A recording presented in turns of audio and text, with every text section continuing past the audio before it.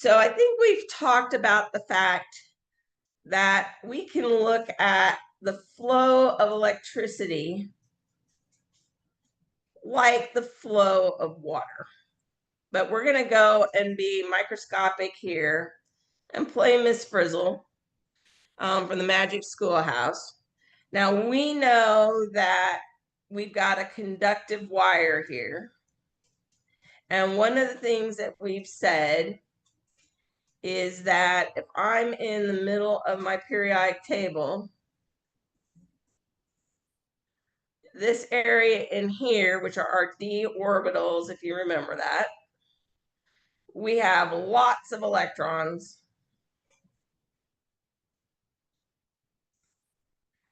And they're easy to move.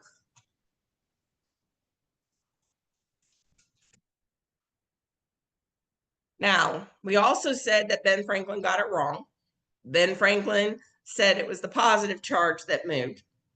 And actually, it's not. It's the electron that's moving. But what happens is if I get an electron and it comes into my pipe or my wire, I have all these little electrons that are around.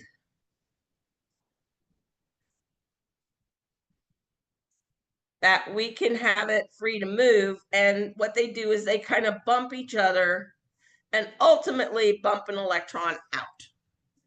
So if we're dealing with generating electricity, we have to use the electron the instant it's generated.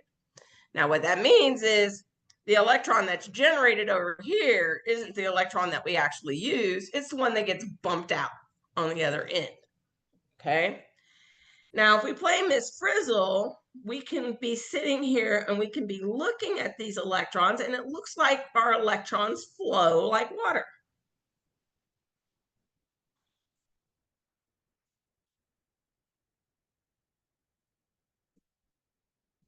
So we can use a water analogy to kind of explain things or think of things. And we're going to define current. And we're going to use the letter I to define current. And that's going to be the number or the change in charge divided by the change in time. Or we can look at this as the number of electrons that flow through this area. Okay? Because our charge and our electrons are related because we quantize things and we're looking at the actual particles, and that's how we're going to get things to move through. But that's what we've got. Our instantaneous charge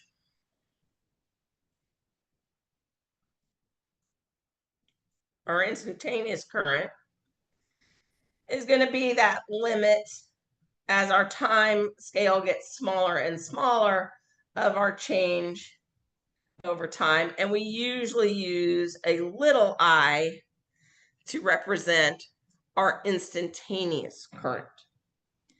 Now, what's interesting about this is if I bump an electron out, so if I actually have my atom here, so we're going to do our nucleus of our atom, and we know that we have electrons that are floating around. If I bump this electron out, I end up with a vacant space, and these vacant spaces in physics are referred to as holes. Essentially, we bump the electron out, and now we got a hole there. Now, when we deal with solid state materials, you'll see people talk about hole or p-type materials, and that's talking about these electron holes where I've taken an electron away, or I'm looking at adding electrons. So even though when we talk about flow of current, we're going to be following the positive charge, we know what's really happening on the microscopic scale is we're moving electrons around. That's exactly what we're doing. We're moving those electrons around, and we're having those things that are going there.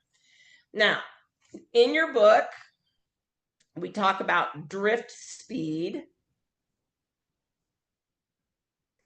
And we talk about the number of electrons. And all of these are related to moving current.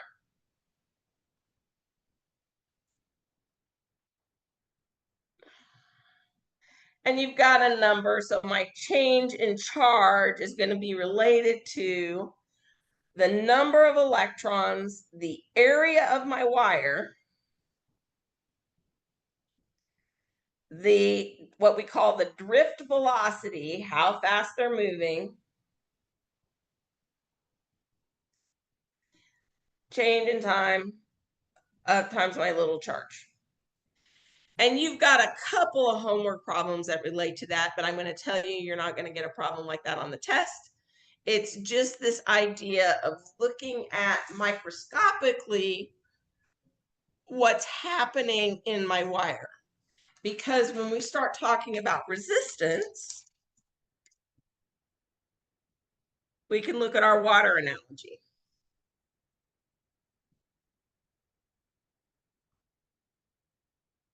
So my water analogy is if I have a pump and it's going to flow through a cycle here.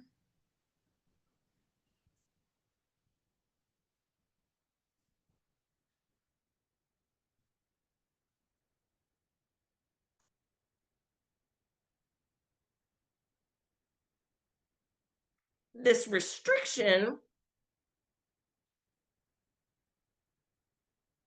is going to act like our resistor.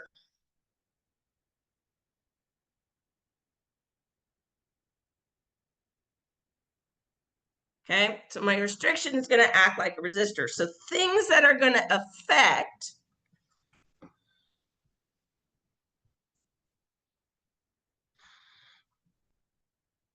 the flow of electrons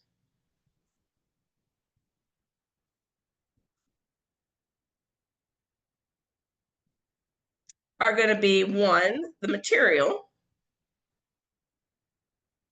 which is related to the number of electrons available.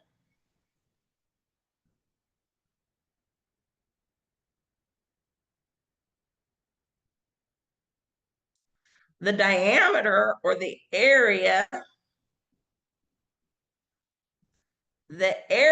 of my wire, that'll impact it. That's another thing that's going to impact it.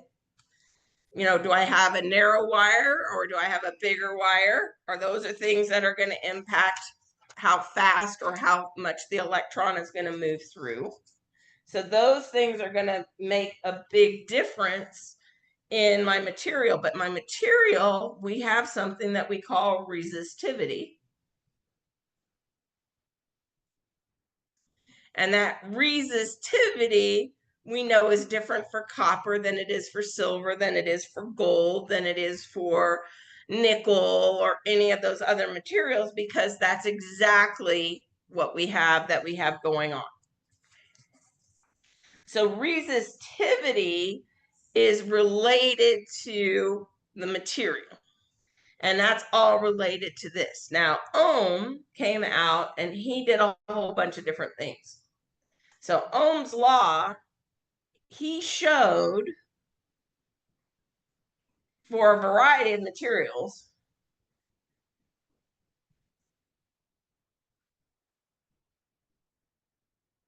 that the current was proportional to whatever voltage I had times some constant here. And that constant he defined as resistance. And that was equal to our change in voltage divided by the current. And our multimeters that we can go down to Harbor Freight or Lowe's or somewhere along the way, we can actually measure resistance. We already know we can measure voltage because that's one of the things that we did with our capacitors. And if I have the right multimeter, I can measure current. And in fact, one of the tricks to measuring current is if I have a battery, and you can think of a battery as a charge pump, and I have, let's say, a light bulb, like I have for my flashlight. So I'm going to put on a little flashlight bulb. If I want to measure current, I have to be within inside the circuit, and this would be my amp meter. And then I can measure my voltage with my multimeter across here. And that would measure our voltage. And we could follow current, voltage, and those other things. Now, if we think about this little light, like what we had in our old flashlights, we used to work with incandescent lights. And my incandescent light, what would happen there is as I had my electrons go in, we saw these little curlicues, right? And these would start to glow.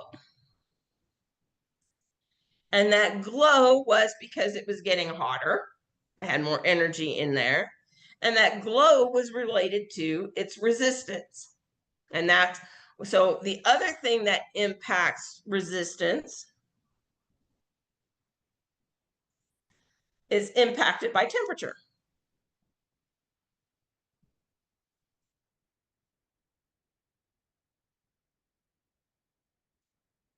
And we see that, and we know that happens with our cell phones.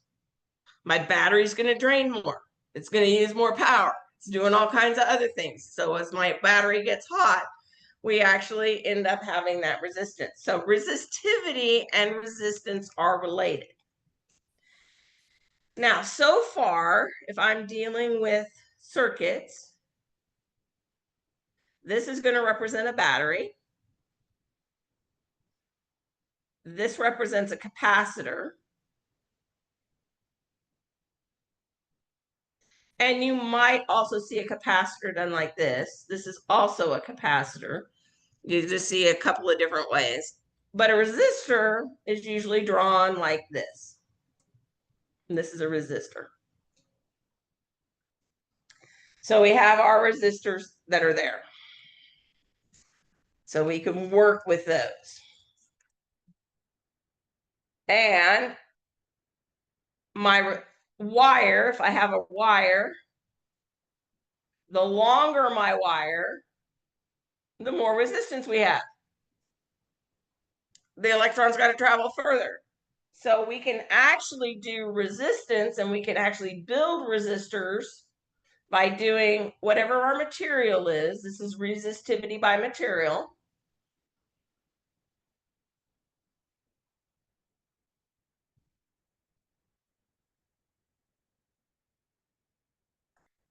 Times the length divided by the area. So that's another thing that's going to impact our resistance. So you can get resistivity in terms of ohm meters. This is a measure of resistance. We also have a temperature coefficient, because what will happen is if I'm looking at my temperature dependence, resistivity is going to equal my initial resistivity times 1 plus alpha T minus T naught, or my change in temperature, and we'll see how that change in resistivity happens. And that's why resistance heaters are going to work the way they do. I can use heaters in, if you've ever seen a little coil heater into a mug, that also gets us into resistivity. So you can calculate the changes in resistance based on temperature. And these things, resistivity and our alphas, are in tables. And in your book, it's table 17.1. That's your table 17.1. It'll have those values in it. Then we're also talking about power, just like we did with capacitors.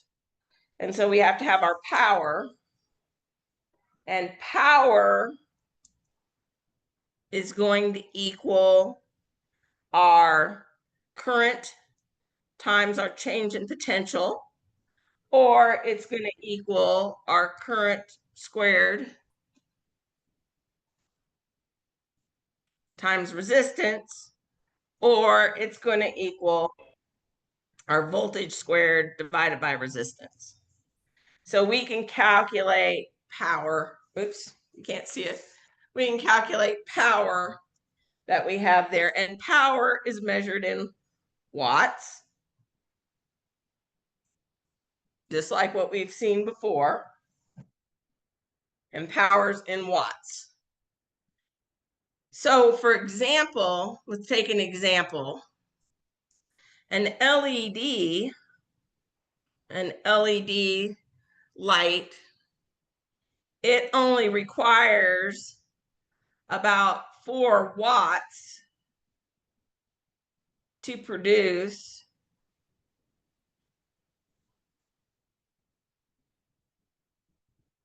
the same illumination as an incandescent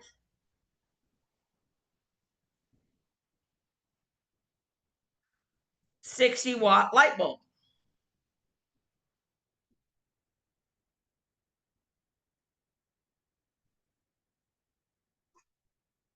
So we see a big difference in terms of what we have there. And if I look at my voltages that I have, or the amount of current that I need to operate these two things, I can put a heck of a lot more LEDs on my circuit in order to get, the same illumination as a 60-watt light bulb.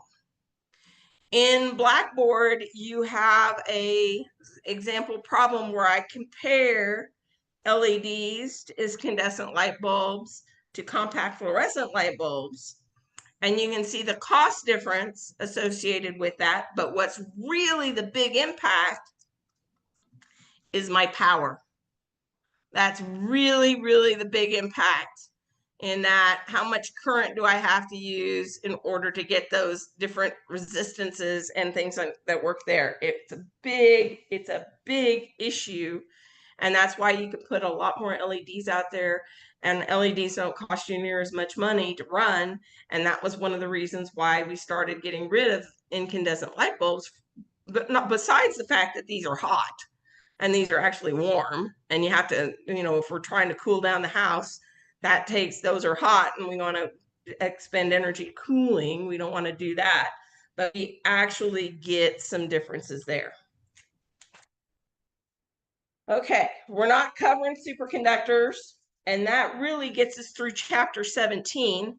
You do have a whole host of other videos, lots of examples, things that can go in there to work through. But chapter 17 is pretty straightforward, and we'll start with Kirchhoff's laws and putting resistors in circuits tomorrow. So questions?